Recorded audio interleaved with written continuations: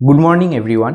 আজ যাচ্ছি কাটোয়া। এই কাটোয়া যাওয়ার সময় বাড়ির কোন জিনিসটার জন্য আমার সব থেকে চিন্তা লাগে জানো? সেটা হচ্ছে এই তুলসী গাছটা। 3-4 দিন বাড়িতে থাকার দরুন এনাকে জল দেওয়ার তো কেউ থাকে না, তাই না? আর কলকাতা ফিরে সব থেকে খারাপ লাগে এই শুকিয়ে যাওয়া তুলসী গাছটার দিকে তাকিয়ে। তারপরে দিনগুলোতে খুব চেষ্টা করি আবার তুলসী গাছটাকে বাঁচিয়ে তোলার, কখনো পারি কখনো আবার পারি না। আর এই জন্যই ইচ্ছে থাকলেও আমি বাড়িতে আর কোনো গাছ রাখছি না। যাই হোক, এই খারাপ লাগাটাকে সরিয়ে রেখে যদি বলি কাটোয়া যেতে আমার সব থেকে ভালো লাগে কেন জানো? সেটা হচ্ছে বিকালের খেলার মাঠ। বিকালের ওই 1.5-2 ঘন্টার সময়ে আমি সব কিছু ভুলে থাকতে পারি, সেটা রিলেশনশিপ প্রবলেম হোক, কেরিয়ার প্রবলেম হোক, বা খুব কাছের ওই হাতের ফোনটা। আর তাই যতই ক্লান্ত থাকি বা বিজি থাকি, কাটোয়া গেলে কিন্তু খেলতে যাওয়া আমার মিস হয় না। আর জানো তো, কাটোয়াতে কিন্তু এখনো বেশ ঠান্ডা আছে। আর তাই ভাত টাত খেয়ে ছাদে গিয়ে মায়ের কাছে একটু পদসেবাও নিয়ে নিলাম, কারণ মায়ের দাবি মায়ের নতুন ফোনের সেটিংসটা বাড়ি ফিরে আমাকে করে দিতে হবে। তাই সুযোগের সদ্ব্যবহার। দেন বিকেলবেলা খেলা সেরে বাড়ি ফিরে বেশ কিছু পেন্ডিং থাকা ভিডিও এডিটিং এর কাজগুলো সেরে নিলাম, আর এভাবেই শেষ হয়ে গেল আর একটা দিন।